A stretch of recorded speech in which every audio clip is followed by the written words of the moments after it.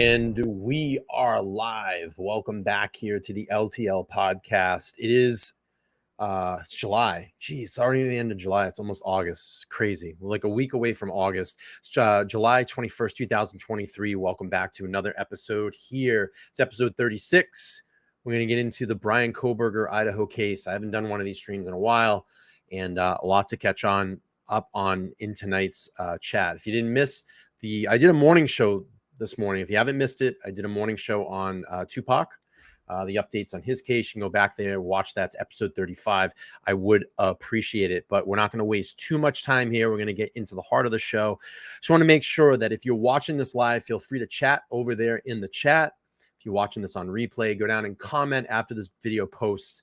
Hashtag replay, because I love to see the replays as you come in. Smash the up button or upvote or like button. I really would appreciate it. I'm going to try to get through as much as we can through the show tonight, and maybe take some live calls. If I don't take live calls, I definitely know that I'll pull up some live calls on the next show. But without further ado, I'm going to bring in some panel guests. I got Detective John here. He's going to hang out this evening on the panel with me. What up, dude? How's it going? What's up, everyone? Happy Friday.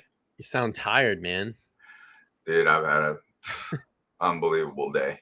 It's so freaking hot, bro. That's Florida sun, bro. Oh, man. You love to hate it sometimes. Yeah, absolutely. Let's look here in the chat really quick. We got Brenda in here. Giovanna's here. Victorina's here. Ron's in the house. Hey, look at that. It's Detective John. He's there, too. But tomorrow I will be swimming with the dolphins. Swimming. Jessica's in here. Terry's here. Carrie's here. Good to see you. Lily is here as well.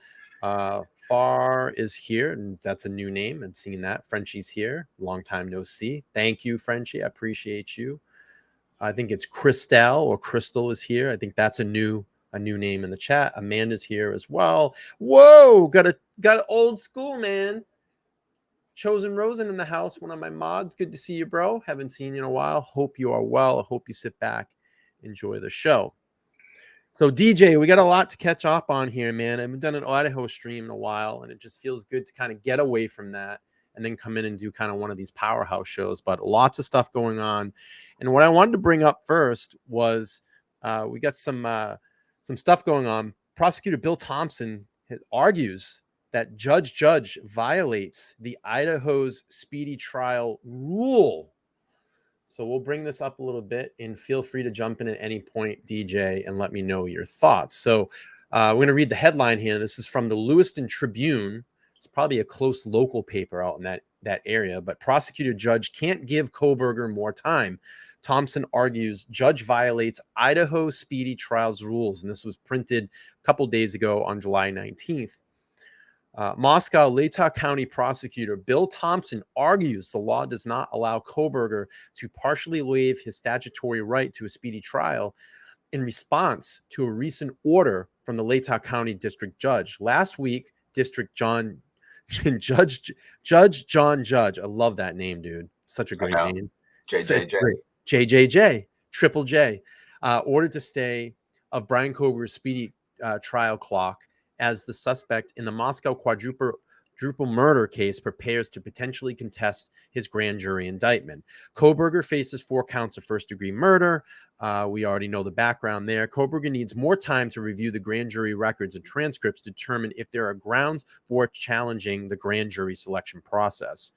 He must also decide whether to waive his right to a speedy trial. According to the Idaho Code, an indictment must be dismissed and the defendant is not brought to trial within 6 months after their arraignment. As a result, judge ordered a 37-day pause of speedy trial clock to allow Kohberger's time to review all the grand jury materials without waiving his right to a speedy trial. I have no issue with that. Do you have any issue with that, DJ? I have an issue with it, and here's why. Yeah. By providing him a 37-day pause, he's providing him more of an ample opportunity to review all of the video evidence and the digital footprint that is yet to be released so that he can build his alibi. Okay. And that's what this is all about. Okay. Let me ask you this. With the huge public perception around this case, okay, all of the conspiracy that's been out there, all of, the people that have been debunking conspiracy, okay?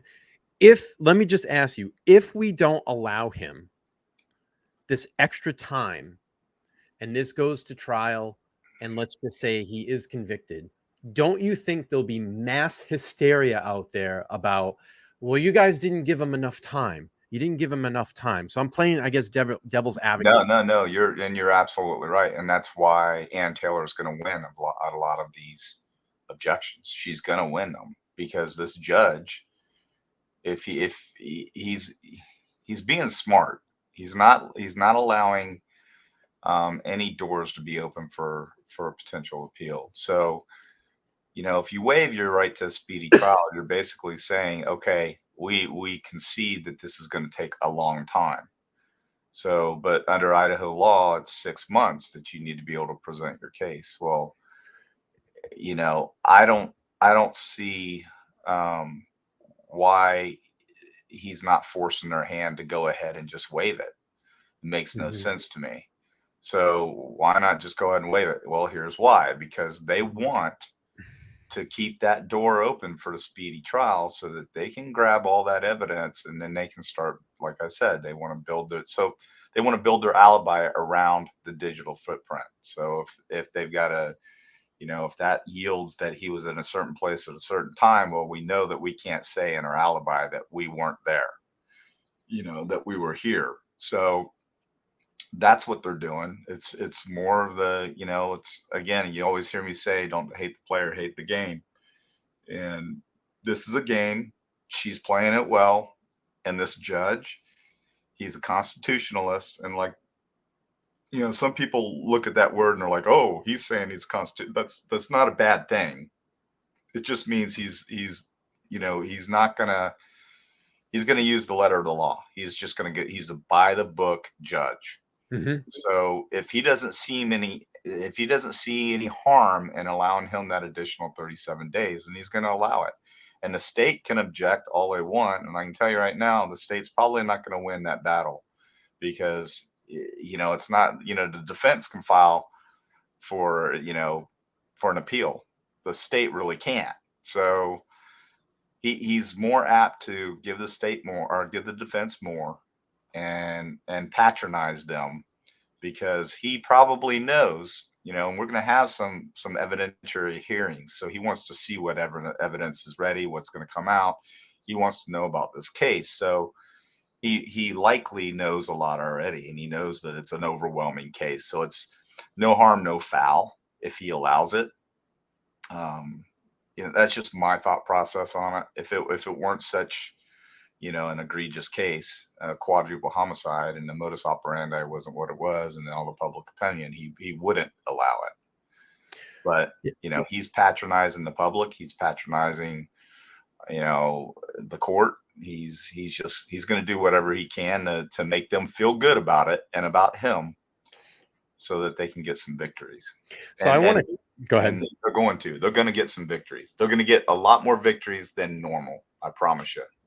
Yeah, I'm going to challenge this. Farr says it's surely fair for him to get as much time possible to prepare his defense, considering it's a death penalty case. I see your point, but this is the problem. We have to follow the law. We have to follow Idaho law. There are certain conditions, there are certain days that you have to present your side of the story. So if you're not, that's what this is what a judge does. It keeps things in order. It keeps things by the law.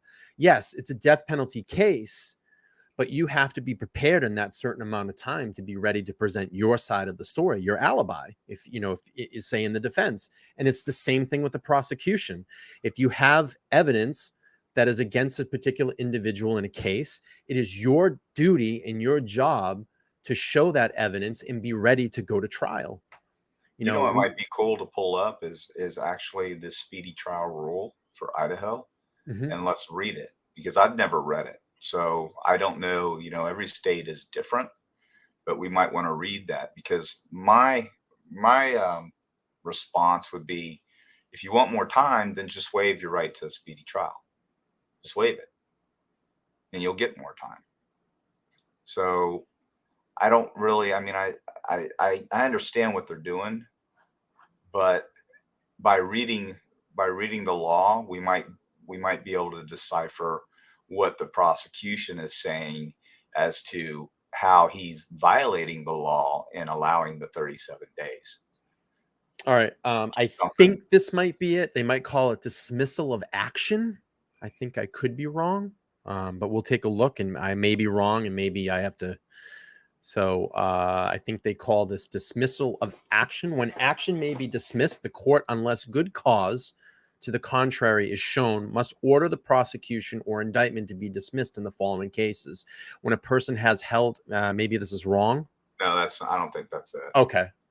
I Yeah. think it would be in the motion. It'll cite the law, what the numbers are. Well, why don't we do this? I have someone that kind of paraphrased it here. And Tony, thank you so much for becoming a YouTube member. I appreciate you. Give a recognition there. So this Jamie Stiles says, under Idaho law's speedy trial, I don't know if you guys can see that up there. Perfect. He must be tried within 6 months of today, or the case shall be dismissed unless good cause can be shown to remove the date further out. As we saw in the Lori Vallow Daybell case, the court found good cause for later date then.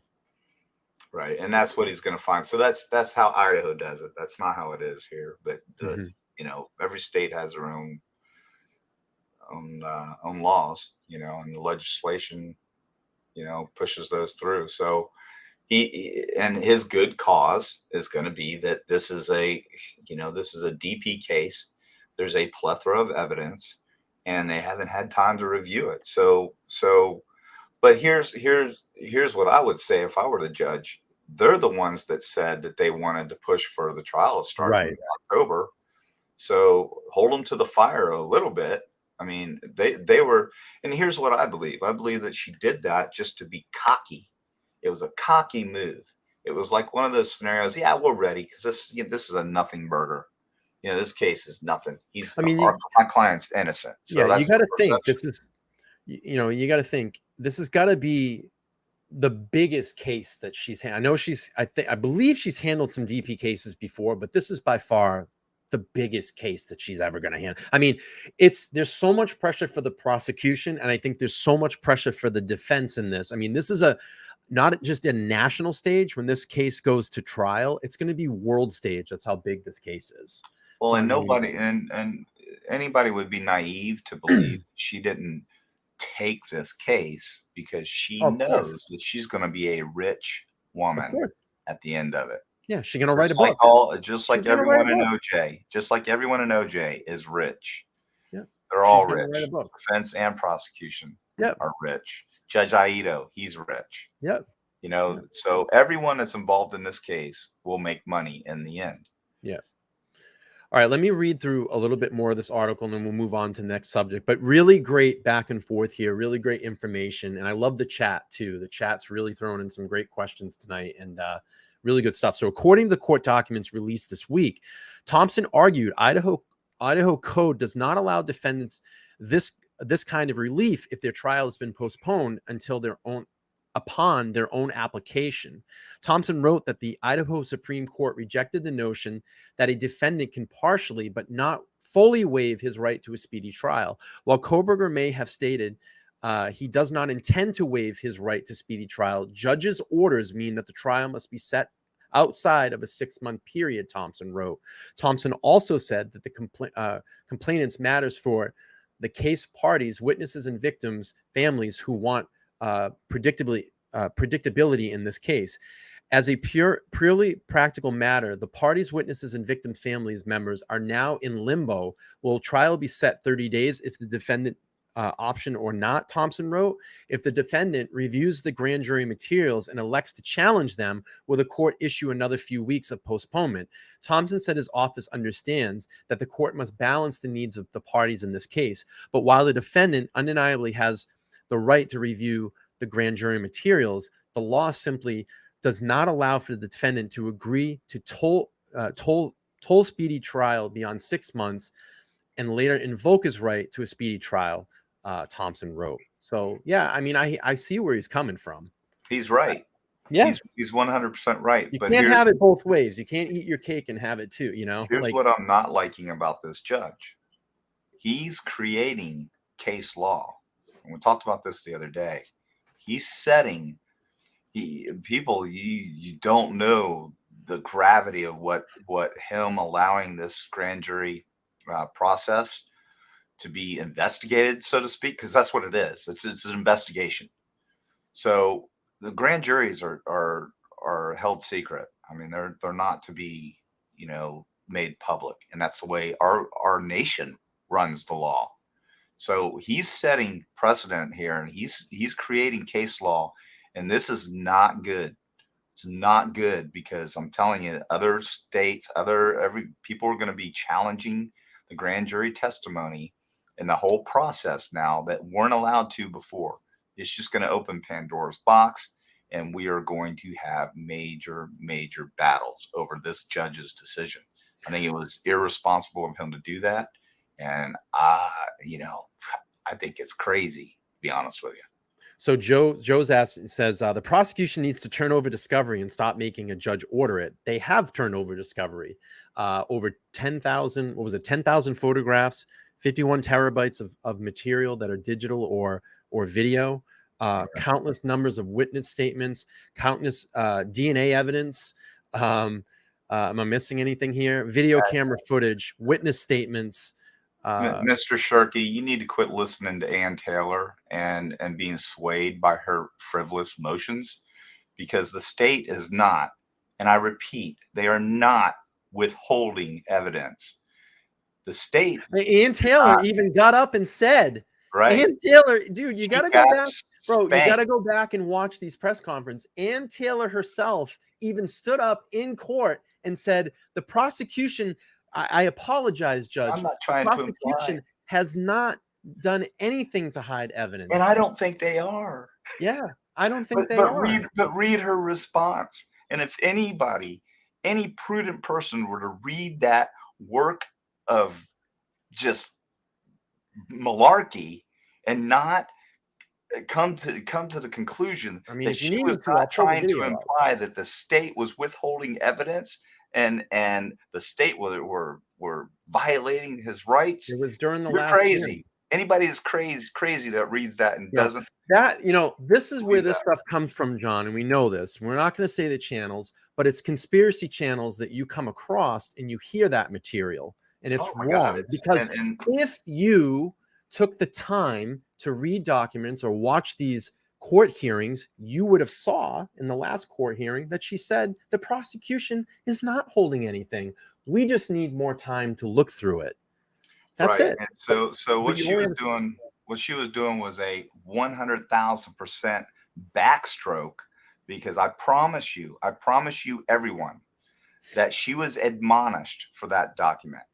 She was 100% scolded, maybe not in in front of closed anyone, chambers, in closed but in chambers. closed chambers That's by why she email apologized. or everything else. And she was kissing his ass. Right. And that's why she Telling you, she wasn't apologized. so cocky in that hearing, now was she? But you read that response. Go back and read it. Yeah. And if you don't opine that she was absolutely insinuating that the state was withholding, purposely withholding evidence, let me just say this: who puts the case together? Does the state put the case together? No. The investigators put this case together. You have multiple agencies involved in this case, so these things take time. It's just like when you do an autopsy and you have blood work that has to be submitted to the labs. You don't get that back for months. Same thing here. It takes time. They're going to dot their I's and cross their T's. They're going to make sure that everything is right before they turn it over to the state. So this isn't the state withholding anything. The state has submitted everything that's been turned over to them. It's the investigative processes and these agencies that are a little bit slower and holding back because they want to make sure that they do everything right. So many, many, many eyes are looking at this. It's not your typical case. And here's the thing. I don't want anybody to think that, we're crushing Ann Taylor, because I can't fault her for what she's doing. She's defending someone's life. That's her job. Oh Okay. yeah. So what she's doing is the best job that she can for her client. So I don't want everybody to think that we're getting down on Ann Taylor, because she's just doing her job. That's what she's there, paid by the state to do. Yeah. Don't hate the But player, there's hate been the a, game.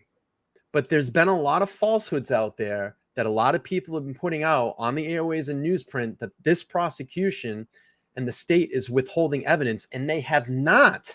They've been very transparent about what evidence they have given, and it's the defense's job. There's so much evidence that it's taking defense too long to go through it, and that's why they're panicking. And let's not forget, Brian, that they're, if she doesn't do her job, okay, if she doesn't do her job, she doesn't provide a diligent defense, then what does that open the door for? Right. Brian to file an appeal. So she's more than doing an excellent job. She's got a great team.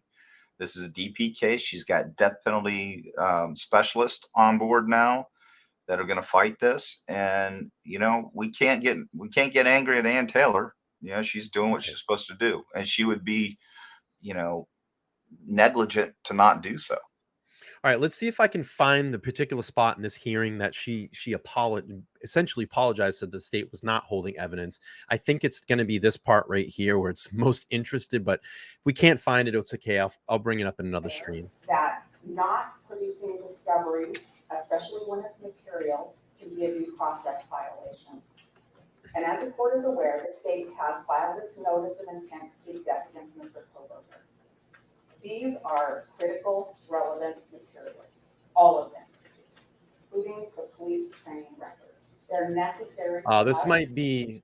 This is I think the second to last. I think she said it in the second hearing, one back from this. Right, right. Yeah, I think I'm wrong. This is where she was kind of arguing about having the police record. So I'll find it again and make sure I play it during the stream. When you do find it, Brian, what I would do is I'll clip it. I'll just clip do it. that, but take her motion and break her motion down with her verbiage here, and show what a walking contradiction she is. Because it'll be clear to everyone once they see it. Giovanna says last hearing, Ann Taylor said the prosecution isn't holding evidence. If anybody can find that hearing for me, throw it over in an email to me. I'll pull it up. And if you can find it, like where in the specific point of the hearing, I'll be glad to play that tonight. If not, I promise on the next Idaho stream, I'll find that and pull it up.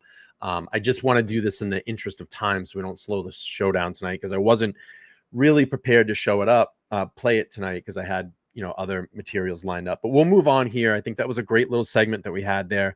There was another segment that came out from the Daily Beast. It said Bryan Kohberger was disheveled after Idaho massacre, students say. One of Bryan Kohberger's former students at Washington State University, where he taught a criminology course as a teacher's assistant, revealed this week that 28-year-old appeared disheveled after the 4 University of Idaho students were massacred in November. Kohberger has been charged with student slaying, but he wasn't arrested until late December. Before then, his student Hayden, oh God, look at these names, Hayden Snitchfield. That's a great name. Snitchfield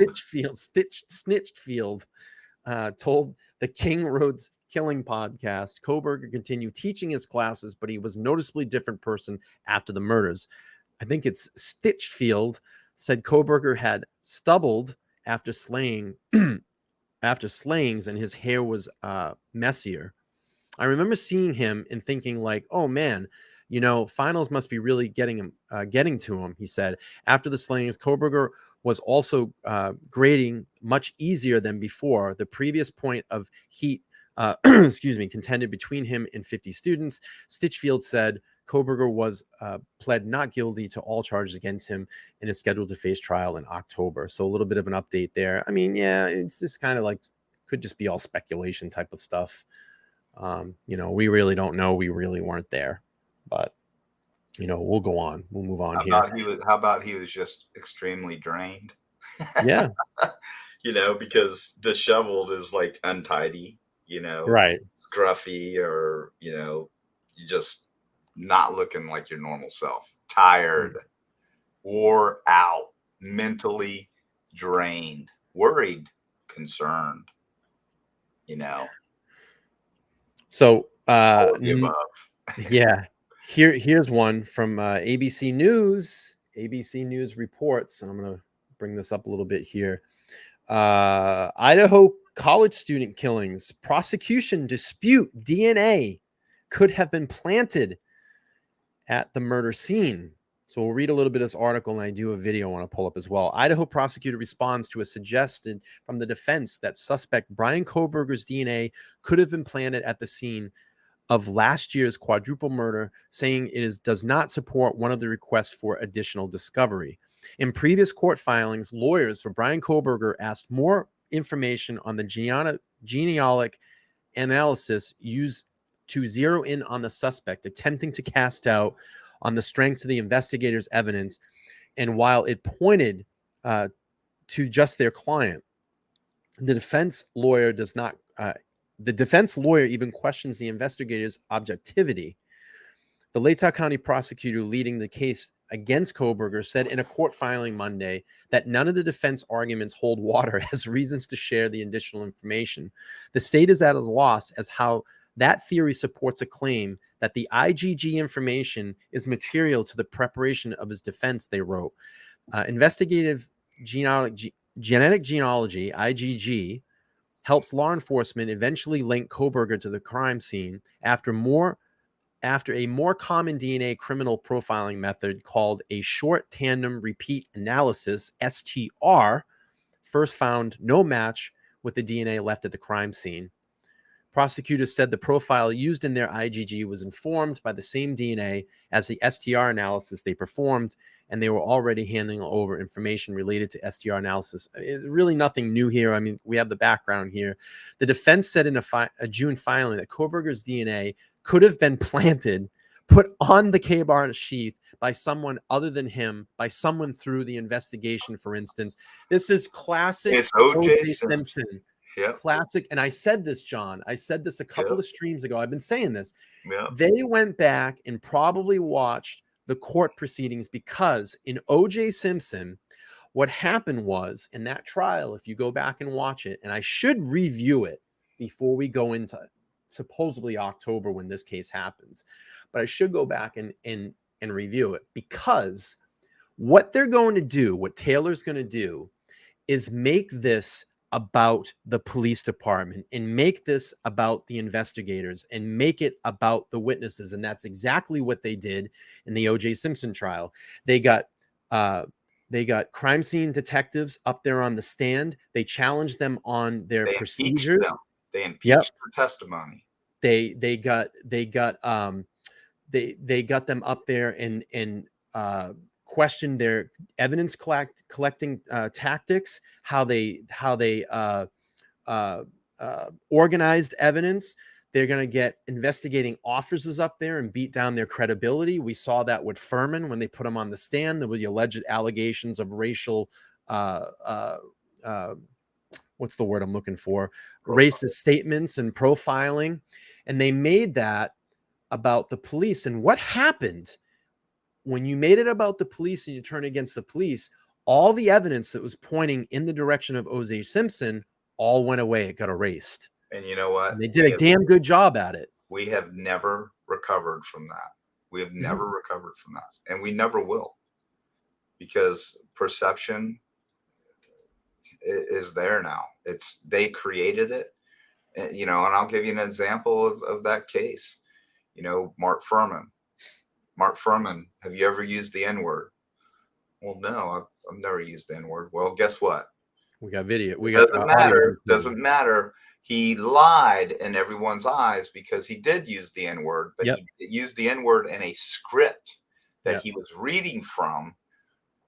I think they were doing some kind of a show, and he was reading from a script.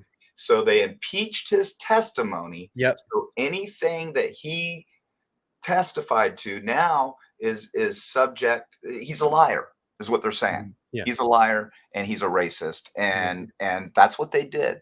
And that's, we're talking about a time around Rodney King. We're talking about a very, very vulnerable time in our country. LA was and LA you, went crazy you at the you time. had A lot of Watts racial before tension. that. Yeah, I mean, so the planets were aligned. Yep. And they made this happen. And it's very, very sad. It's very unfortunate. And we have never recovered from it. And I don't think we ever will. Yeah. So we'll move on here. Let's see. The defense is to guess whether the state. So it doesn't. It says the IGG. All right. So let me go back up here and read. It says the defense in the Senate Jew filing that someone through. Let's see. I'm trying to where I left off here. The IGG process was like a lineup, and their government was already aware that they wanted a target, they said, pointing to 3 additional males' DNA that said were found in and around the scene of the killings, adding that precisely how the police came to believe that they identified the suspect's car as the kind of car that Kohberger drove in is still unknown. The defense is to guess whether the state focused its investigation on Mr. Kohberger via a bizarrely complex DNA tree. This is the chicken and the egg. I love it. They have the quote in here. Complex DNA tree experiment or through a faulty identification of the vehicle involved in this case. That's what came first, the chicken or the egg. That's the statement that I always talk about. They wrote in a June filing. They're filing Monday. The prosecution said that even if Kohberger's team wants to go down that road and claim that the process was rigged, it would be an irrelevant argument because they are not planning to present the genetic genealogy information at trial. The prosecution, this leads me to believe, John, that they have so much either video evidence or so much cast that's going to point him in and around that area. So if they're saying, look, if you even want to go down there, we'll just throw it out. But how can you explain to me, how can you explain to a rational person a knife sheath that is on a bed next to 2 dead people and the said murder weapon possibly could be what was housed in that sheath and your DNA is on that sheath? How do you explain how it got there? That would mean that Bryan Kohberger, if she's saying that the police did this, if she's saying that it was rigged by the police, which I hope she's not, well, let's say she's saying it is, it's rigged by the police, okay? That would mean that they would have to scheme this huge plan months and months in advance, somehow get Bryan Kohberger's DNA, put it somewhere in a vacuum sealed container, find some random knife sheath. All right. That was an ad.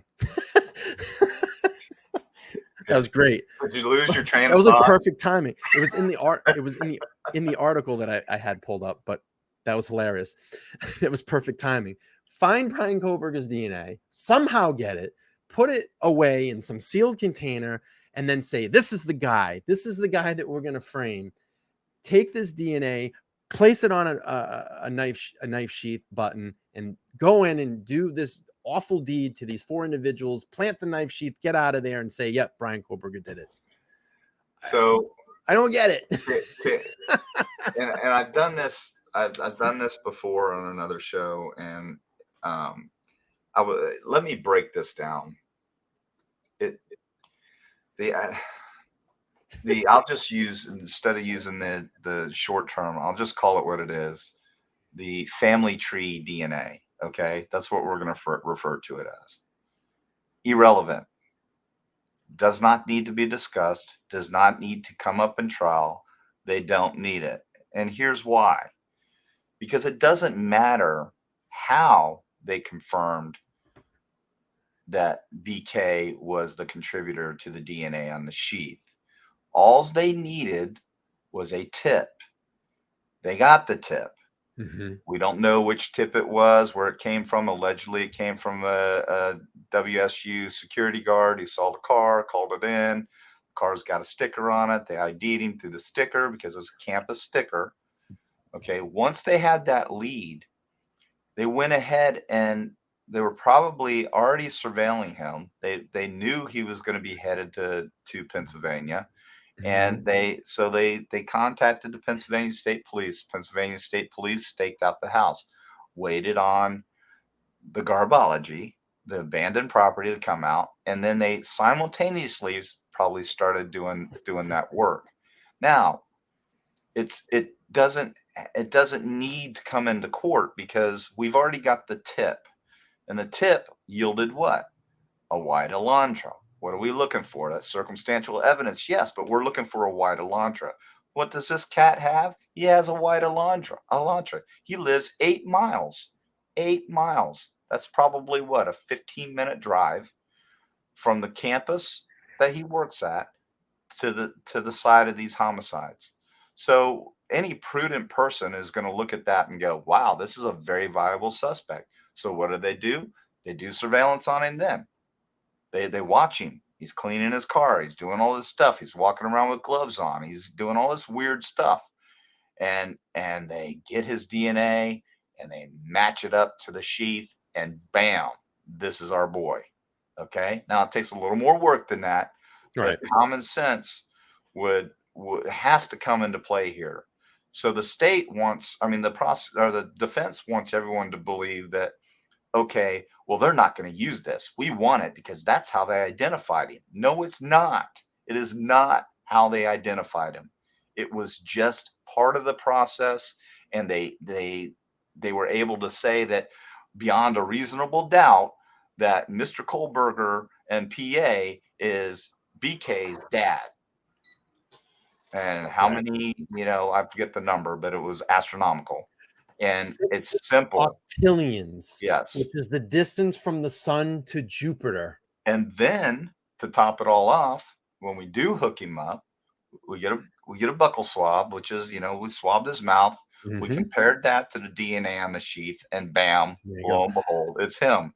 So the family tree DNA is absolutely irrelevant and does not need to, and the prosecution doesn't have to use it. Period. So I got a couple of questions I want to pull up. So Jennifer says, it's just hard to believe and explain. Why is a frame job necessary? Really? Why would they just pluck this guy out of obscurity? So tell me, who did this then? Who did this? Who did this? Read this, Micah. What does she have to say? Yeah, Micah. I'm going to pull that up in a second here too. We just explained. So Micah says it's not about being for BK. It's all about constitutional rights. Innocent to prove guilty. Absolutely. We say this on this channel all the time. As of right now, Bryan Kohberger, sitting in the Latah County Jail, is innocent until proven guilty. He will get due process. He will go through the trial process, and a jury will decide if he is guilty or innocent. Okay. It's about where the hard evidence is actually places him inside the house. Did you not just hear the segment 30 seconds ago? Did you not hear that? Micah, so what's the difference, Micah? He says, I haven't seen any yet. Yeah, and do you think that there's a knife sheath with his DNA on a bed next to two dead individuals? I don't know how much more. I don't know how much more. If this was one of your relatives, if this was one of your relatives, would you need to see it? Would you need to see more, Micah? I think not. You're sideline quarterbacking here. I'm not trying to insult you, but you're. What's the difference in you saying what you just said and all of these other irresponsible creators creating a narrative that is absolutely false, 100% false? Accusing other people of being involved, implying that a truck that was there when the car those people had to be involved. Oh my God, this helps Bryan out. What is the difference in what you just said and what they are doing? Absolutely nothing. But I will concur 100%. He is innocent until proven guilty. But guess what? 1,000%. He's in a cell. He's in a cell right now because he's in a rough spot. Yeah, he's in a cell right now, and he's not got bond because the state has a pretty strong case. Yeah. And Bella says it. DNA does not lie. She's absolutely 100% correct in that. I think, and I've said this, and I think that's why probably a lot of people hate my podcast, is, the evidence here, I feel, in my opinion, is very, very strong against Bryan Kohberger until there is something that comes out of the blue or comes out in this trial we have and says, puts him on another planet right now, I tend to believe that this is, and I think a lot, John, I think a lot of jaws are going to drop. I really do. It's going to be Because the prosecution is so confident that they have the goods on this guy that they push for the DP. And you wouldn't embarrass yourself as a prosecutor for that community the way that they're feeling right now to throw that on the table just to throw it on the table. They know they have hard evidence against him right now. And what a response to Ann Taylor's literary freaking farce. What a response to come back and confirm that her client is going to be, they're going to file for the DP. That was epic, everyone. Carrie says, how about that alibi? Yeah, we still haven't heard it yet. So I think they have a lot to go through here. I think they still are, they're up against many walls at this point. Things are, you know, unless something really comes up. So let's see. So Joe says that knife sheath didn't kill anyone. It's not the weapon. 8 minutes. Can you wash your face, get dressed, and go to your car? Well, if you go back, I actually did an experiment. I went through an automated car wash, and it took about 9 minutes to fully go through that. Let me ask you something, Joe. Let me put a killing machine inside your hand. Okay, a Marine issued field knife, a killing machine, 9 inches, and I'm sure you could plunge that easily into a chest cavity. It wouldn't take much. I've had one in my hand. I've done streams on it. It's a killing machine. It's a very dangerous weapon, and it's not going to take much for that to hurt someone. And you wouldn't even have to plunge it in, Brian. No. You could put your hand. You literally could just imagine everybody close their eyes and put their hand over their mouth and hold their hand over their mouth and act like they have a knife in their stomach and just push a K-bar knife. Yep. A 9-inch K-bar knife that if you laid across their body would be wider than probably those girls' torso. Perfect example. If you've ever seen Saving Private Ryan, at the very end of the movie, probably the last 15 minutes, I believe the guy's name is, what's the soldier's name? Umpum. I think that's his last name. He was the guy that was the translator. And he went out with Tom Hanks's crew. And there's a part where he's running ammunition to all of them because they're fighting the Germans as they come in this specific area. And he gets caught up in I believe up near a bell tower on the second floor of a house, and a German comes up. I'm sorry. No, wait, I'm sorry. It's not him. It's one of Hanks's crew. And there's a fight in that room, and they both run out of ammunition. They both fall to the ground. And what do both soldiers do? They pull out their field knives. He didn't even have to stab him. They fought back and forth. Unfortunately, the American soldier lost, and the German soldier just easily slides. Yep, I remember that into his chest. They were laying down, right? They were laying down in that old building. Right. Yeah. So Jell has a question. What if BK doesn't submit an alibi? What then? Well, that's a great question. Because what then? You know, he's required by Idaho law to submit an alibi. So let me see if I can find. I mean, they've got to come up with something. You know, I don't know. I don't know the answer to that question. It doesn't look good. Hang on, I'm going to try to see if I can find it. That's a great question. I'm not fielding Idaho law, but we're going to see if we can find out. Let's say.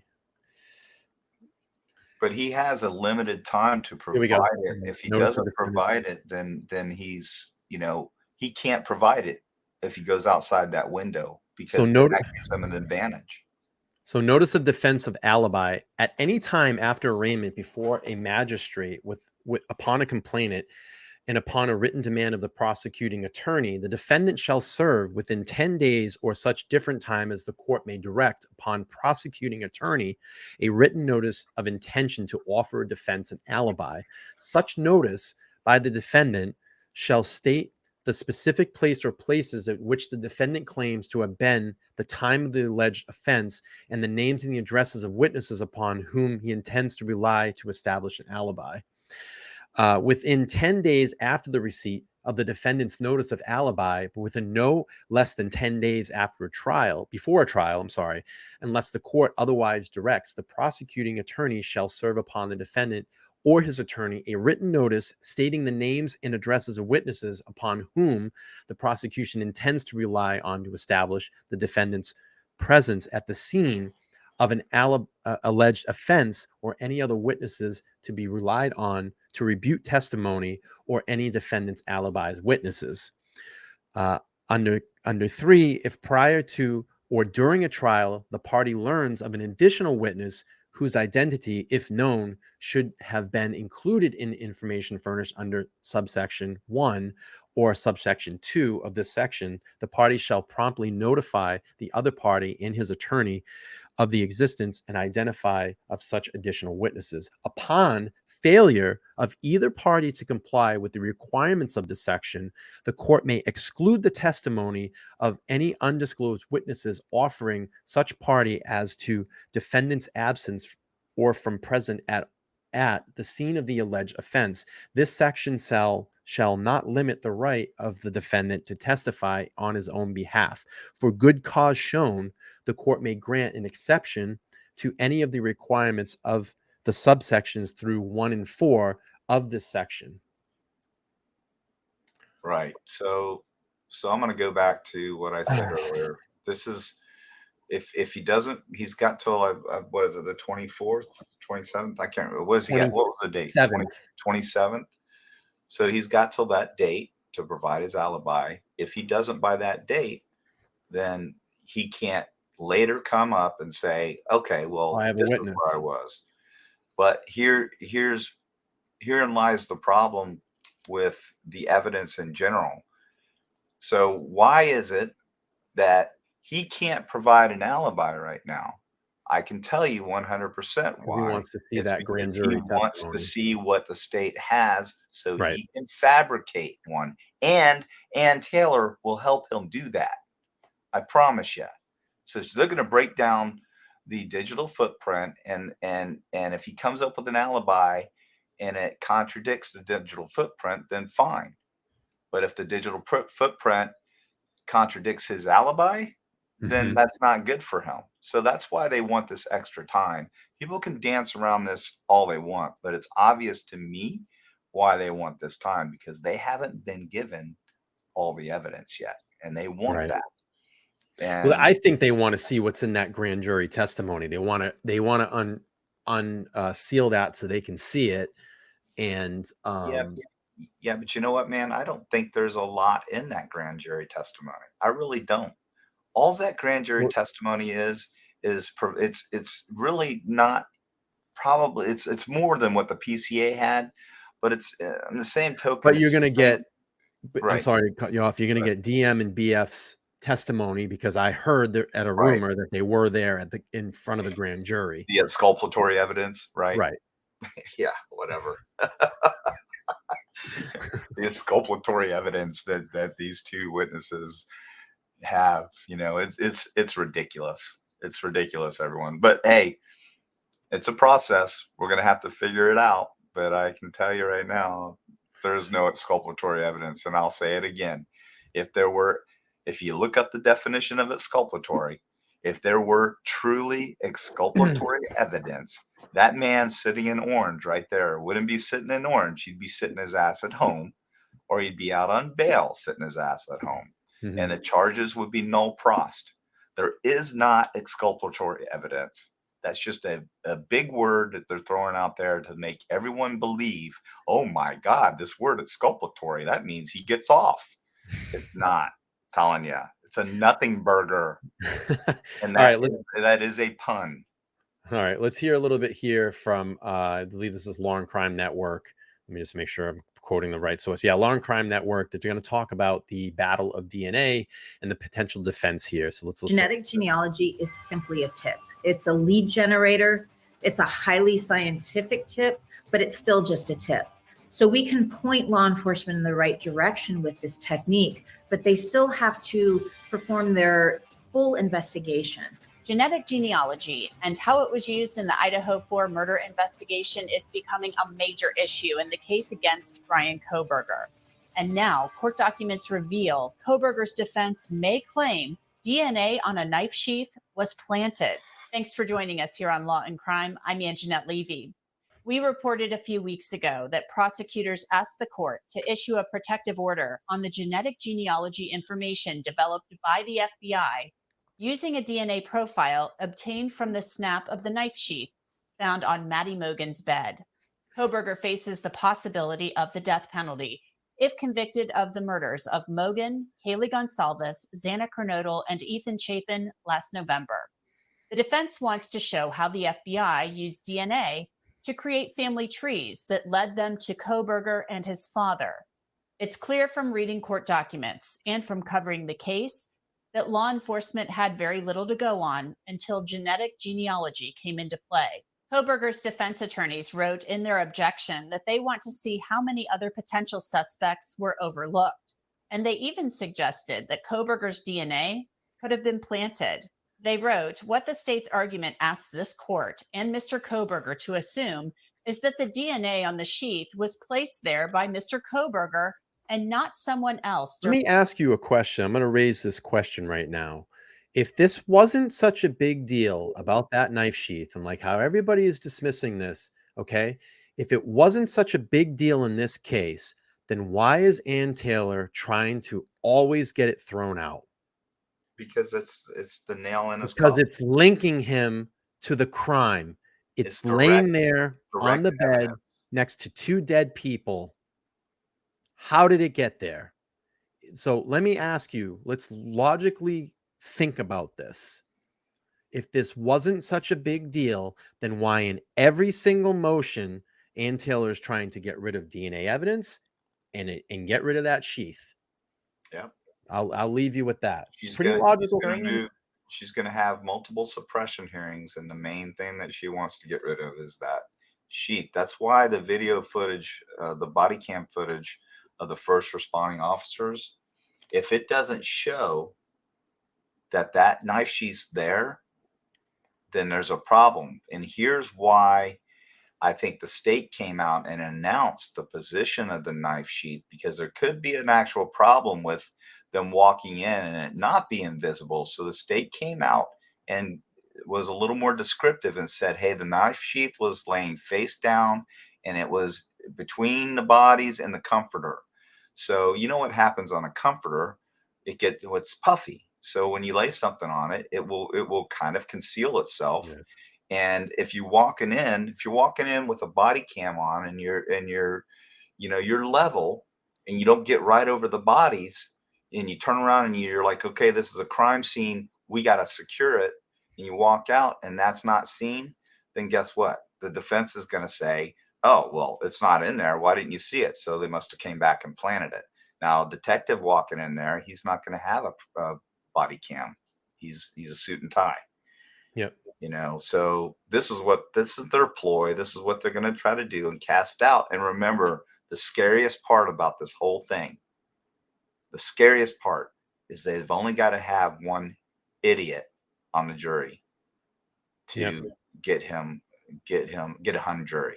To create doubt. That's all they got to have is just one that won't buy it no matter what.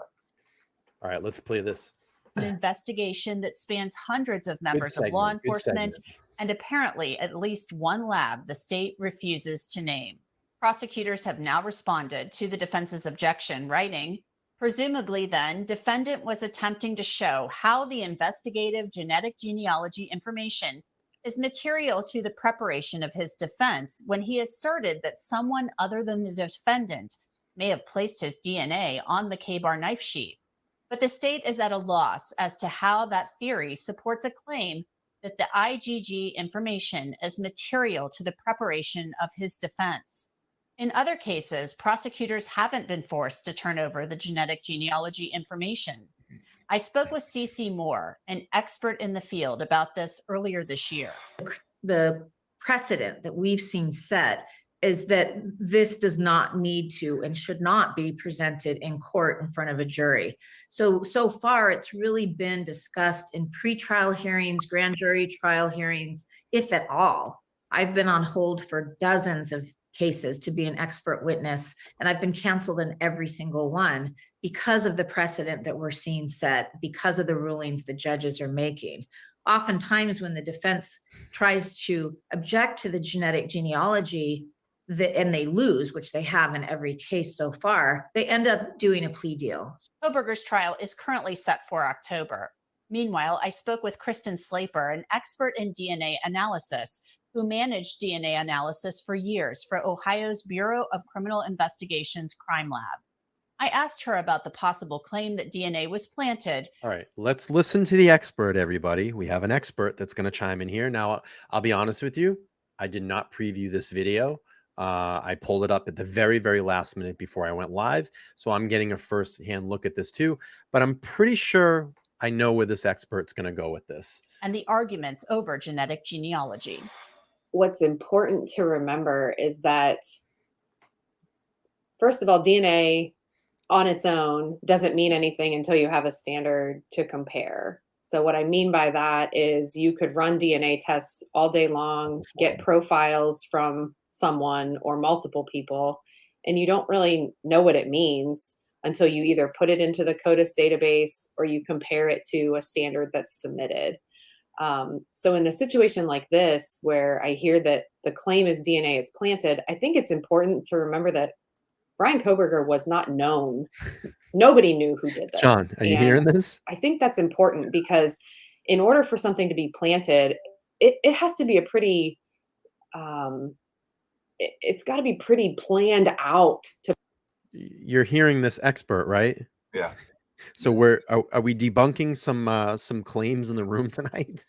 Well, let me address this Pamela. What did she say? She said, did he just say that anyone that would presume that he's innocent in the jury pool is an idiot? Yes, I did. Because I'm going to tell you right now, when this evidence comes out, and I'm assuming that it's going to be earth-shattering, I think that when it comes out and you've got 11 other jurors that are convinced that he's guilty, it only takes one that is swayed. And yes, or in my opinion, would they be idiots? Yeah, because I think this evidence is going to be overwhelming. But no matter what, this person may just not be, that seed that the defense has planted would sway them. And yes, you're 100% right. I said idiot, and that's what I meant. And I'm not going to apologize for it. You're welcome. You don't understand his humor sometimes. No, I got you, John. I understand what you're saying. Hey, man. To plant someone's DNA, you have to have their DNA, first of all. You have to have an item that their DNA is on and know that only their DNA would be found on it in order for a result to be produced the way that it was. And I want to say this too, and I'm sorry because I just stopped the video again, but I think people have to realize that what we've seen so far and what we've seen that has been leaked is not the only thing that the state is going to go to court with. Believe me, if they're, you have to this is what I'm trying to get through this, doing these podcasts. I want people to open their minds a little bit and just think logically.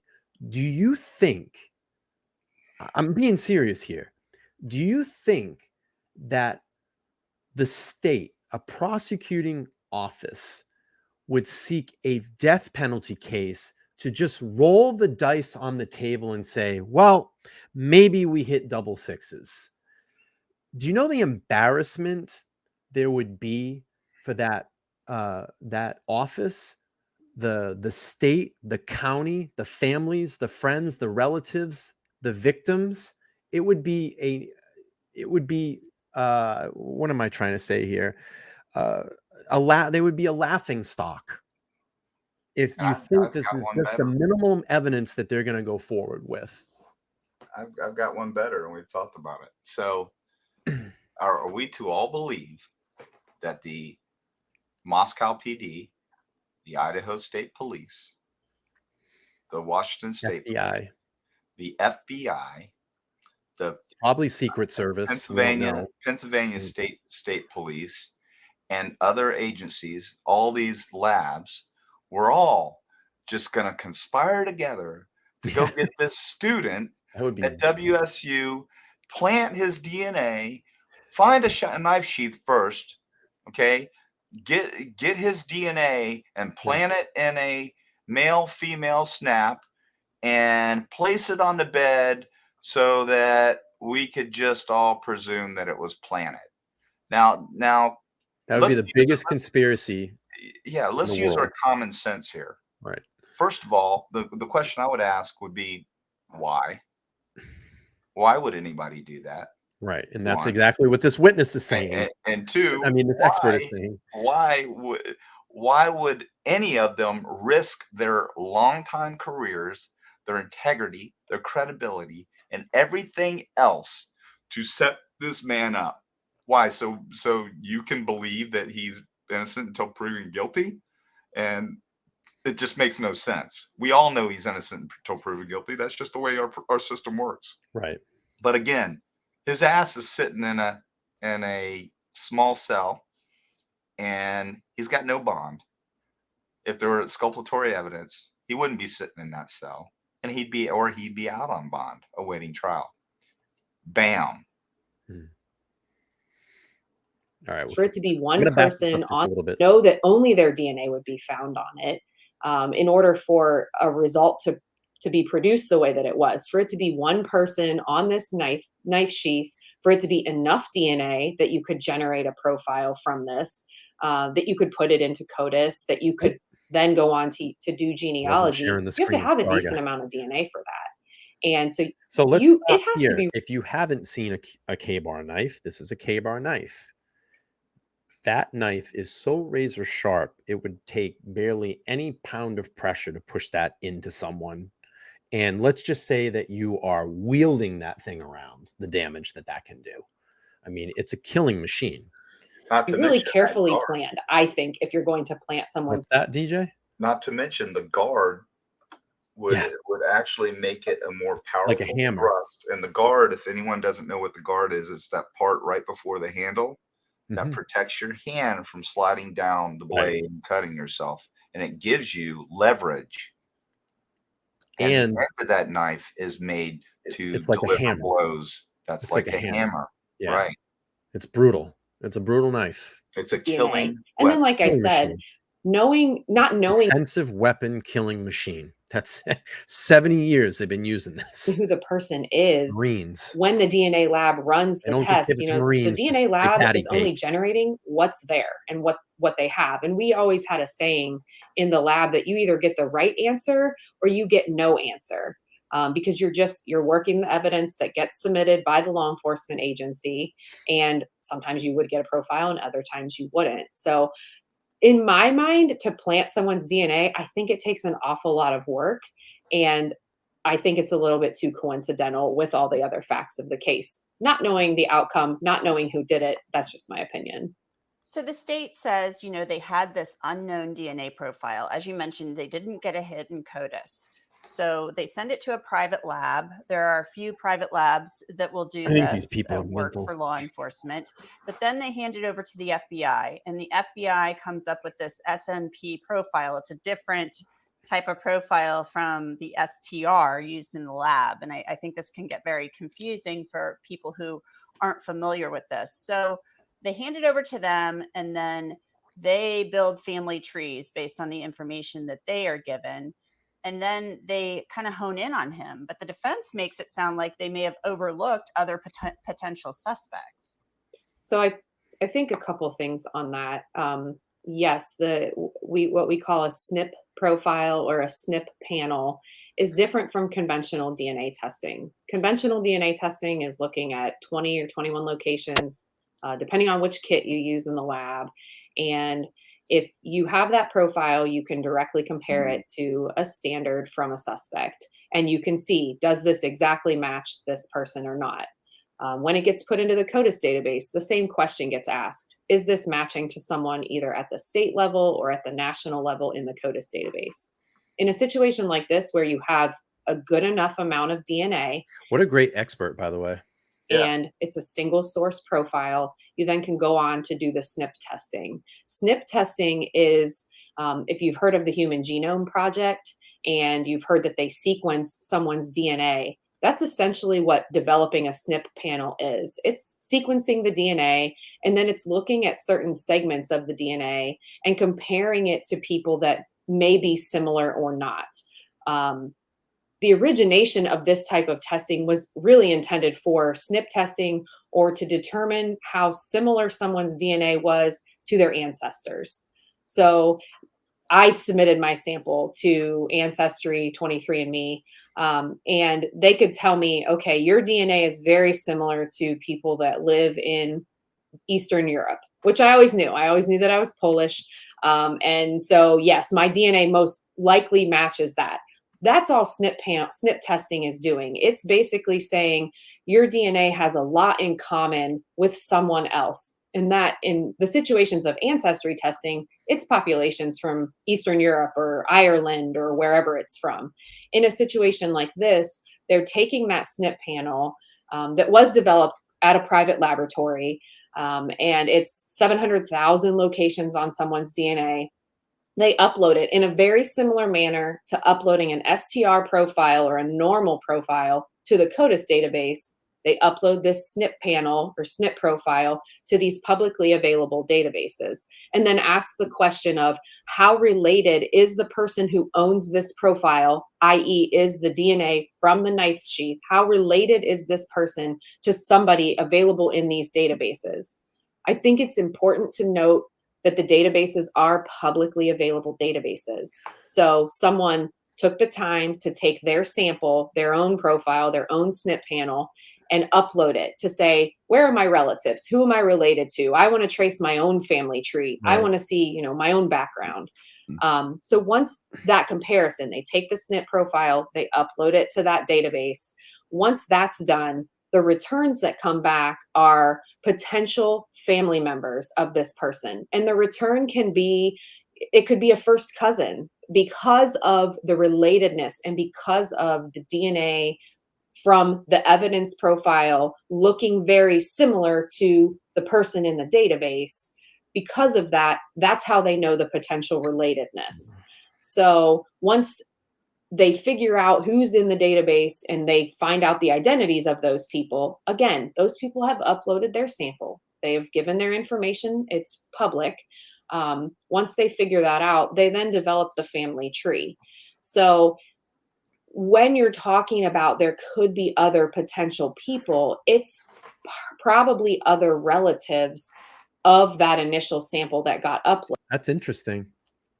Well, I've never heard this before, and she's making a lot of sense right now. yeah, she's making 100% sense. But there's something that I would have to argue with her about is not all of these entities that do the DNA trees cooperate with law enforcement. In fact, it's in their paperwork. Right. I forget the name of one of them that they do not cooperate. Yeah. And that's comforting to people. So they're like, hey, we do not cooperate with the FBI, or just so you know, not all of them do. I don't think she intentionally left that out. She just kind of misspoke on that. Right. Loaded. The thing to remember is down the line, they eventually do a direct comparison back to that original DNA profile with 21 locations on it. And it's very discriminating. That profile, again, it's a 1-to-1 match. So even if there are other people in the genealogy database that look related, at the end of the day, they do that final comparison and it's a match. I also asked Slaper about the prosecution's argument that the FBI doesn't keep reports on the genetic genealogy work performed in this case. Prosecutors say they don't have to turn that material over to the defense and that proper DOJ protocols were followed. Prosecutors cited another case in which the state was not ordered to turn over the information.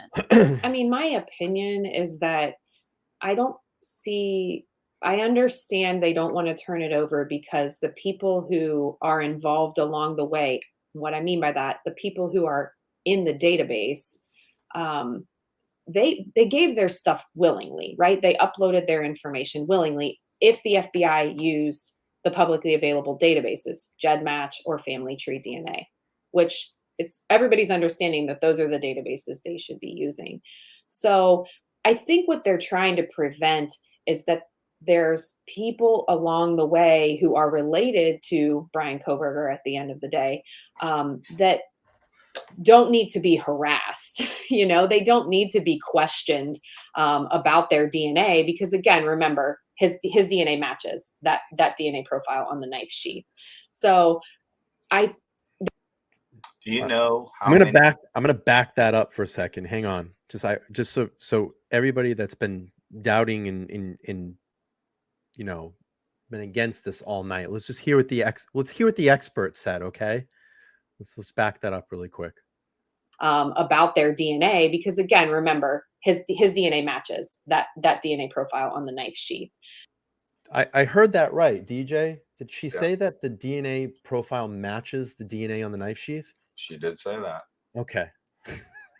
100%. And DNA Had to did make sure reply. because maybe my ears were clouded, but she did say that. Right? And this is something people should think about. So are we to have that opinion now that all of these cold cases that are being solved with IgG now, I'm talking about decades, 50 plus year old cases that are being solved and people are being finally held accountable and actually wind up confessing.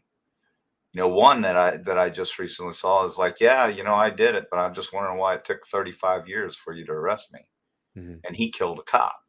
Mhm. So, but that's IgG is one of the ways they got him.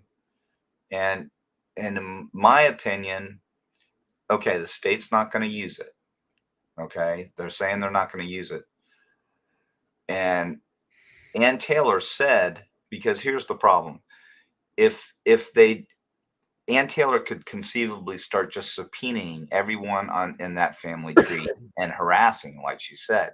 But Ann Taylor did come out and say that's not her intention. That's not what she's going to do. So if she said that, then if I'm the prosecuting attorney, I'm like, all right, then here it is. As long as we concede that you're not going to do that, you just want to see it, and that's it.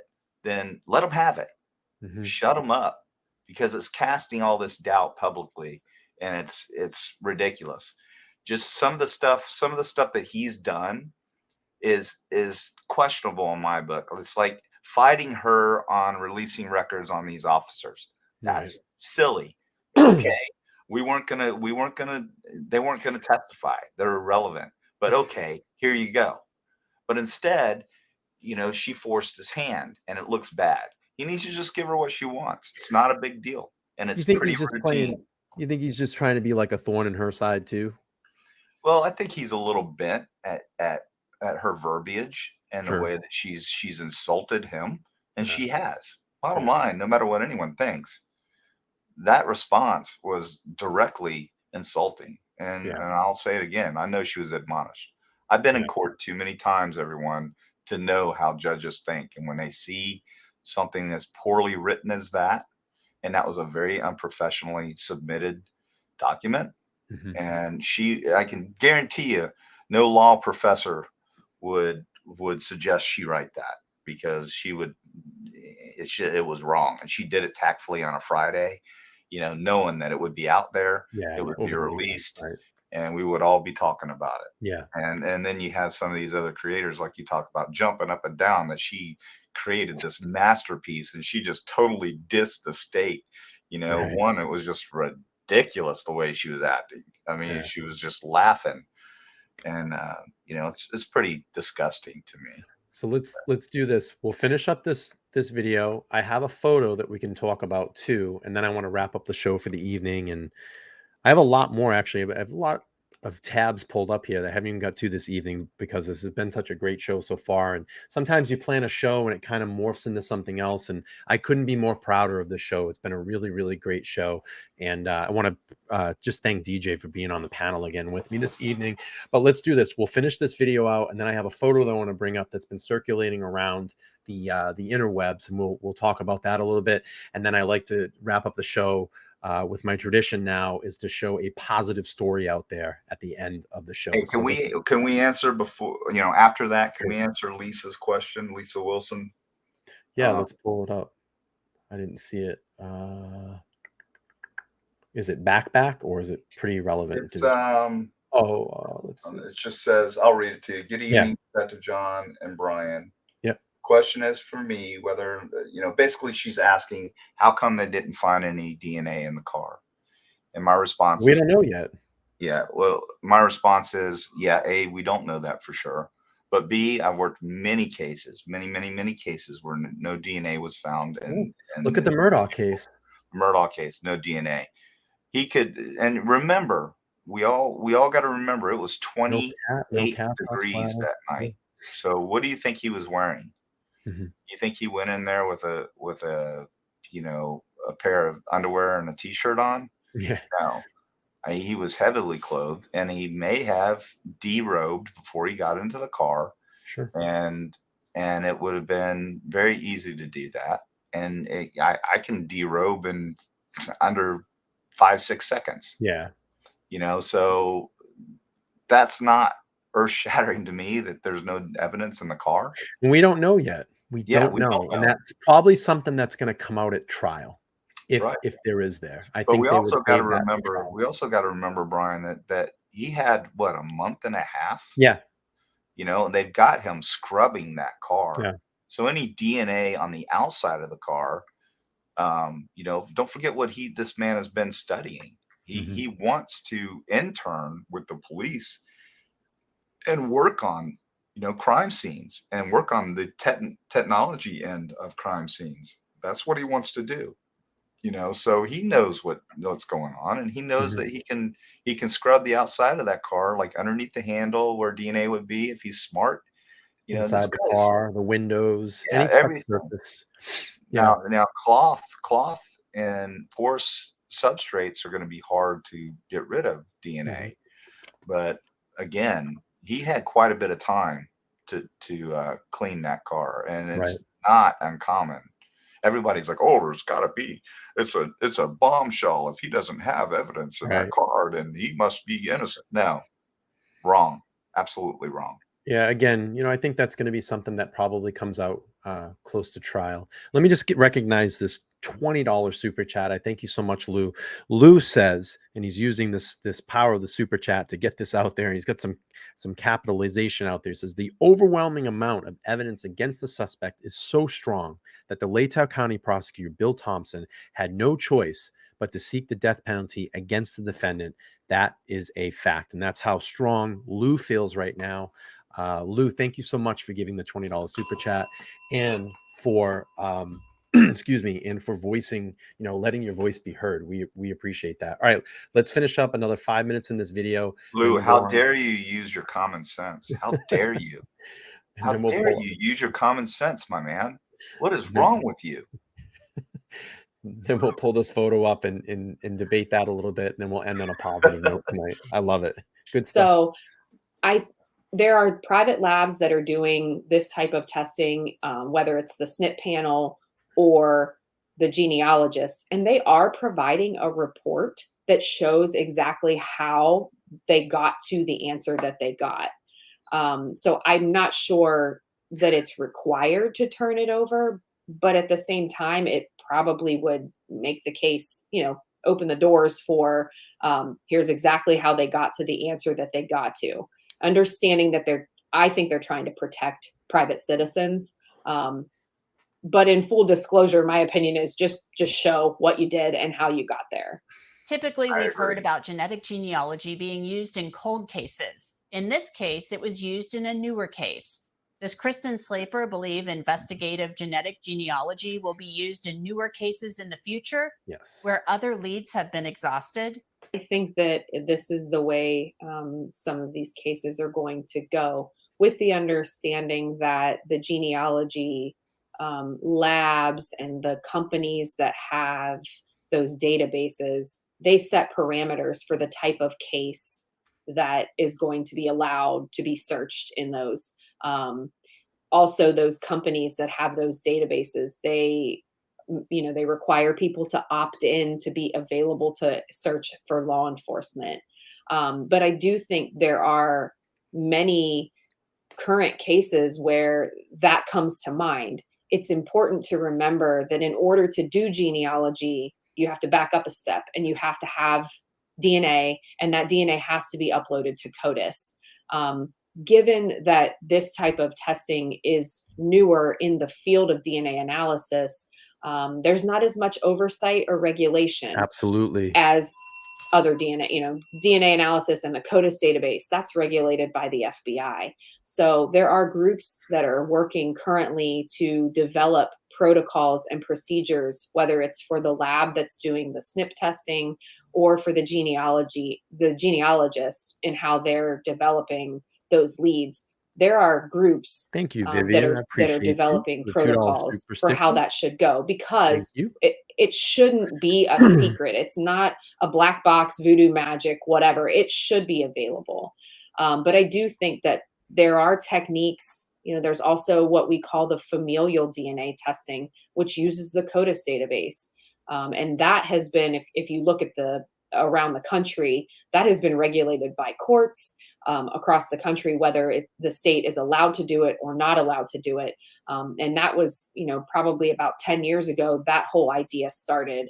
And this is where things have progressed. So I do think that using family members to find someone's DNA, because we know that DNA is shared, I think that it's not a new concept, but I think it's going to become more prevalent. And especially in a case like this, where you have 4 college students who were killed, and there was a piece of DNA evidence found at the scene where they could do some advanced testing on it. Nice. Good video. So Lisa's got a question for you, DJ. Lisa says, Detective John, hi. Came to see you, so rumor has it you are debunking the state's case and supporting the no evidence on Bryan. Say it isn't so. I don't know if that's supposed to be sarcastic. I don't know if Lisa heard the show for the last hour and a half that we've been talking. So I think she's being sarcastic. It isn't so. I don't know. I mean, that was sarcastic. That was funny as hell. I get it. That's pretty good. But no, John's not going to debunk the state's case, because, and I think it's a strong case. It's a very compelling case. And,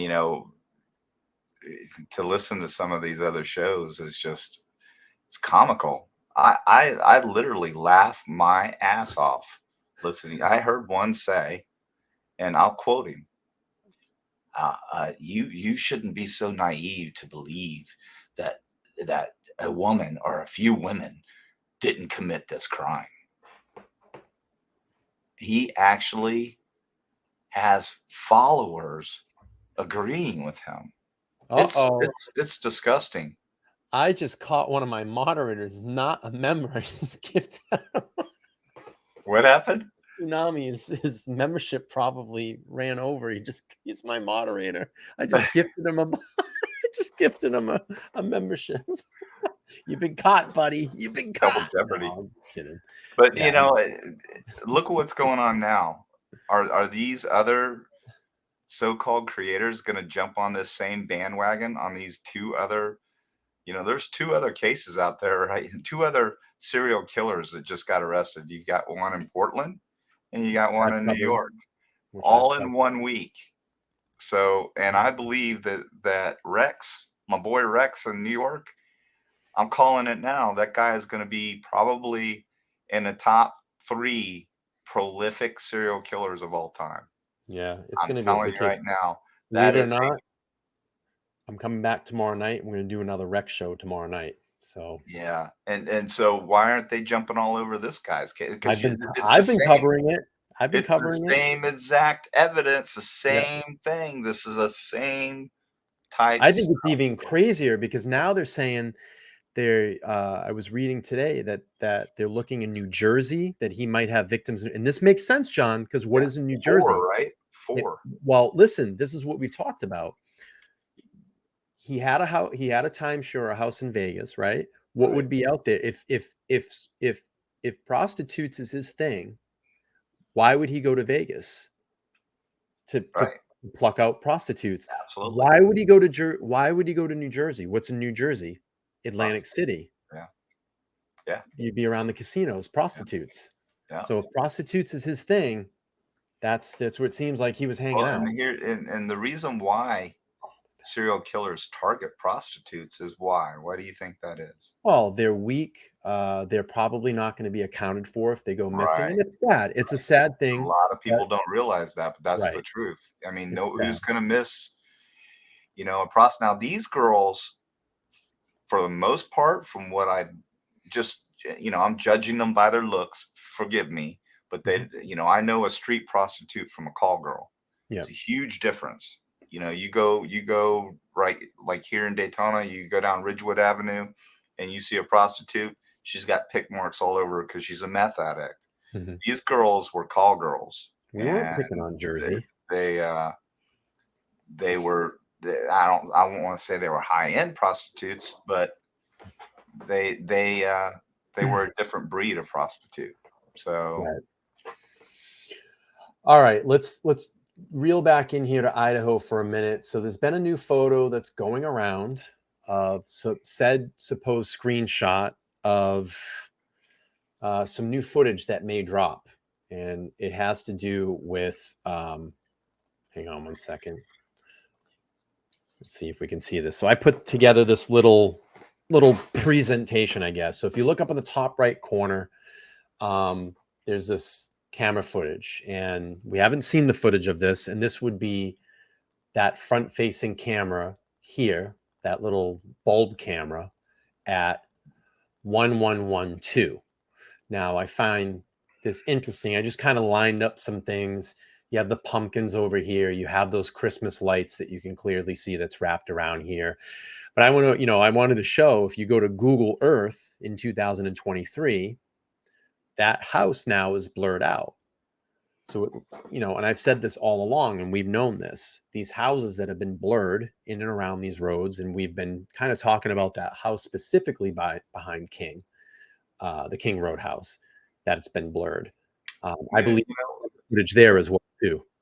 Yeah. I mean, it would be interesting to see if you did actually do a run down all these roads and just see what houses are blurred. Right.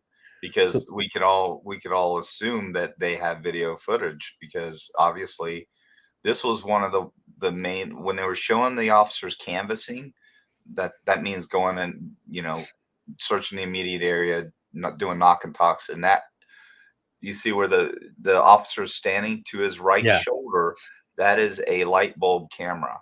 It's right really here. cool. Right. It screws into the light bulb. That's a camera right there, everyone. Yep. So the rumor is that on said video footage that may get released, and I'm going to ask you about these releasings of this footage that may get released, is that at 156, which is here in that corner, or in and around that time, you're going to see Kaylee and Maddie being dropped off. Yeah. And then this would be the camera position, I believe, that would show the 3-point turn of the white Hyundai Elantra. So this is the camera that they put the PCA information. Yes. So I got a question. If this footage, so we can't really say the validity of it, because things can be faked, and I understand that. This could just be an overlay that someone put up in this camera corner, and this could be footage from fucking 3 years ago. We don't know. Right. Somebody could simply walk up there and take this picture right now. Right. Right. But my thing is, we had the Linda Lane video released. There's been a lot of controversy over that. I've seen streams for fucking 8 hours on literally 5 hours of footage, which I don't know why anybody would want to stand there and go, look at, see, where you can literally just cut that down to about a minute and a half of the video that actually makes sense in it. Mm-hmm. But my opinion is someone's letting this stuff out for a reason. And I don't know who it is. I can only speculate. And DJ and I talked about this, and we're clearly speculating here. This is all alleged conversation. Could it be possible that someone in and around close to the prosecution could be leaking this out? Or how about this? Just neighbors are fucking fed up with all the rumors, and they're like, fine, we'll just put the footage out there and start, Well, walking this let's down. not forget, if you possess said footage, you can get paid. Mhm. You get paid. You get People are paid probably bucks making money. for releasing this stuff. And on that footage, what I said was somebody could, but I mean, clearly you'd have to go like the pumpkins on there. I believe this is real because you got arrows to it. This is the picture on the left is of that day, and Yeah. then the picture of the right is Right. is there's pumpkins there. There's And you can pumpkins. see the lights. I've You'd kind have of to go pointed out through the a light lot. strips. Hey, you'd have to find those pumpkins this much, after Halloween. You're not going to be able to find them very easy. Right. But I mean, that is canvassing 101 right there. And when you had, all these naysayers saying that the police really didn't do a very good job. No, they canvassed for miles. They did a perimeter for miles. Everywhere that they saw a camera. That's why all these terabytes exist, because they seized so many DVRs that they had to download videos from DVRs, and some of them are massive. So we have these guys we did have- a great job. Yeah, we have a question from Allie for DJ. Do you think the camera had gotten Bryan getting out of the car in or out of around the house? This camera, if this is a correct footage and it's a correct camera, this said footage wouldn't. This would have caught the 3-point turn. But I want everybody aware, and I'm going to zoom in here. So here's King Road House, right? There is a house that's up on, I think it's Walenta, that's just behind this house here, that Right. also on Google Earth, and I'm going to actually grab it so I can show everybody. That's where I believe he was surveilling them. He could sit in that lot and look right into Kaylee's bedroom. So I want to show that area so I can put some context to it. Let me get this off the screen. Let me just take this photograph down. I'm going to pull up Google Earth really quick. And I just want to show everybody what I think and a lot of us think. Because if you notice, all of the camera positions in and around King Road, what have they done lately? They have gone down and blurred out those houses. So if you look at, I went too far up. We'll go back down here. You look here. This has been blurred. This was never blurred before, months ago. And it's been updated by Google. So 2023, there's probably a camera here. Here's your house here that we were talking about. That's been blurred. Here's another blurred house. That's probably got a camera position. What I was talking about, and I wonder if I can get up there through here. I can't. Fuck. You know what I find kind of silly about that? They're basically advertising to all of us Where the cameras who are. had cameras. So then they're actually opening the door for them to be harassed. Yeah. It makes no sense to me. I don't know if that's like a Google policy or law enforcement requested that, because I wouldn't request that. Yeah. And I want to show, I think it's up a little bit. Let's go up. I could be wrong. One of these houses up here. Yeah, don't you bang a left down that road, and then if you bang a left there and go up that road, isn't that where? Yeah, here it is right here. Yeah. So here, it's funny that this house here has been blurred as well. This is not even close. This is on the next hillside over. But if you back out and look where this house is relative, which is here, the rear of the house is it faces right to the rear of that house. I'm going to almost guess this house here has a camera positioned to that back lot, and they saw his car pull right in there. And so when BK came around this building, I believe where that blue car is where he parked. That's where I believe he parked, and he walked down through the woods, and that's when he went into Sliders and did what he did. And there's a camera position right allegedly. From the house. Allegedly, right. there's a camera position right at the house. Because why would they blur that house out? It doesn't make any sense to me. Well, Since the investigation. BK could just be a witness. I mean, he might have just been surveilling them and watching them, and he saw the whole murder. He Could. saw everything. He could just be a witness, guys.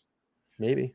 Has anybody said that yet? Oh my goodness, that could be the next show. Maybe they're protecting him. He's a witness. He's a witness. He's in witness protection. You sat back there on the grassy knoll and saw everything and saw it all.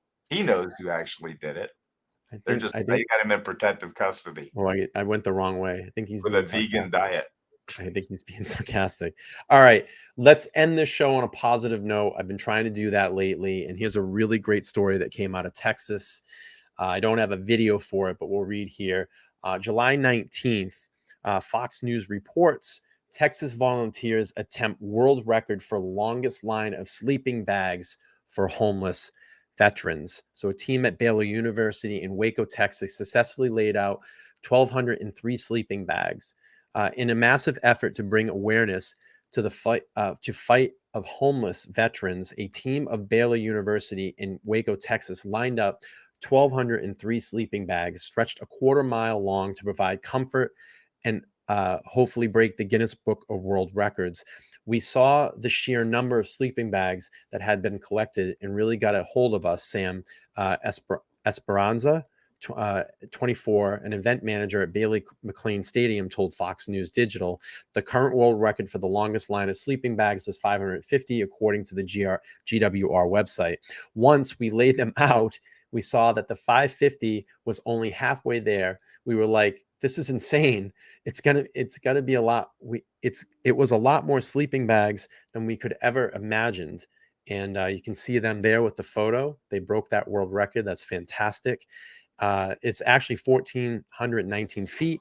So everybody was excited, especially at the end when we knew that we actually broke the record. The record attempt on Tuesday, July 4th, the team said that their end game is to donate the sleeping bags to veterans in need.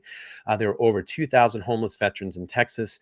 And Megan Normbrook, a program supervisor at the Vets One Stop, told Fox Digital. And that's not something that happens overnight. When people get discharged from the military, sometimes there's a struggle landing on their feet, or they may think it's going to be okay. Little by little, things happen.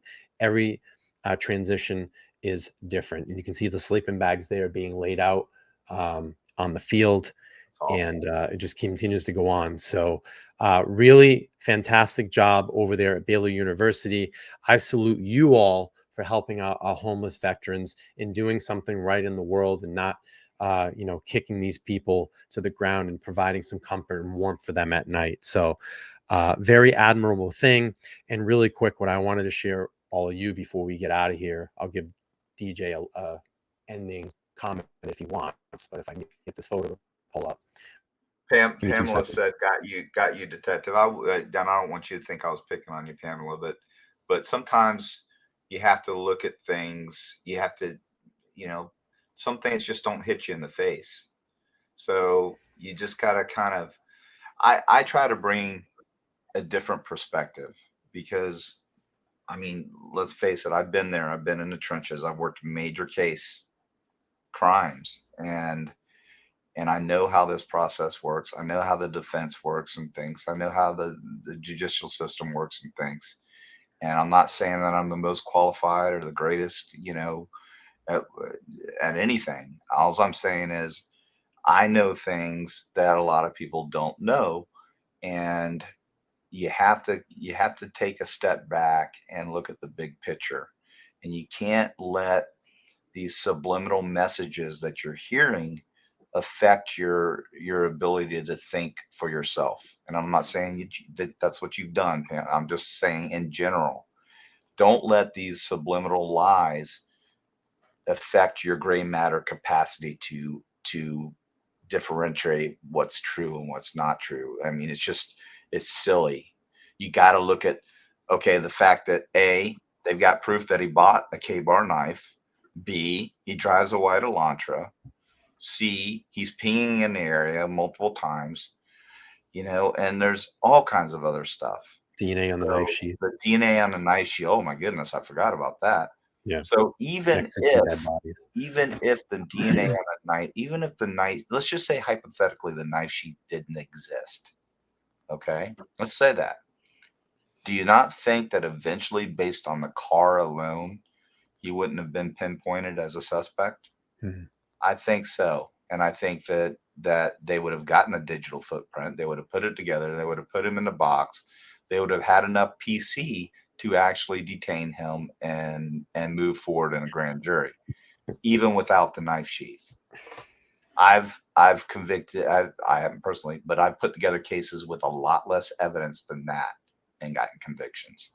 Yeah, I think that people just, I think that, DJ is a very strong character. He stands by his convictions. A lot of the stuff that him and I will talk about, some things we won't agree on, and we showed it in this show. But the things that we didn't agree on, we respectively debated. And I think there's a little bit of sarcasm with him as well, too, at times. So, that's why I say, we all have strong personalities. We all care about this case. I can come off sometimes as a very strong personality as well, and I will challenge. But that's what we do here. We just want to stick to the facts and be honorable to these families, the community, and the victims in these cases. And we don't want to spread bullshit. And we try to do this with as most integrity as we can. But Right. before we get out of here, I just wanted to show this really quick. So I do know about the military, and I'm very honored to say this. These are my 8 great uncles that all served in World War II at the same time, and they all came back alive, and they became very productive firefighters when they came back.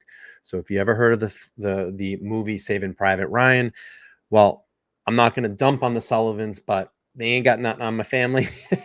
My family actually holds the military record, and this is a real record, of the most enlisted family members in an active war at the same time.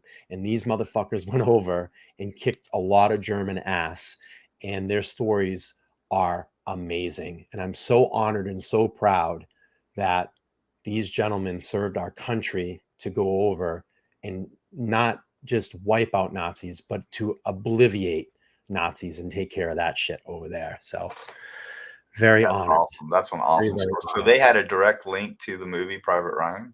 Well, the Fighting Sullivans is what that movie is loosely based on, but it's strange because the bridge at the end, and I'll after the show, because I don't want to release my last name to everybody here, but after the show, I'll give you the link if you want to read over it. Very interesting. Of my uncle Theodore, which would be right here. I'm sorry, in the front here. He was it tells his story, and it's pretty impressive. And we can do that offline. I'll show you. I'm trying to figure out which one you resemble the most. Maybe the one in the middle, right in the middle. When we get offline, and I show you pictures of him when he's older, he looks just like me. It's amazing. The one in the middle? Yeah, they all do. That's awesome, man. That's an awesome story. It's good stuff. It's good stuff. And I'm so honored. I'm gonna quote, we were talking about sarcasm. I'm gonna quote Pink Floyd. Because this is kind of like a classroom.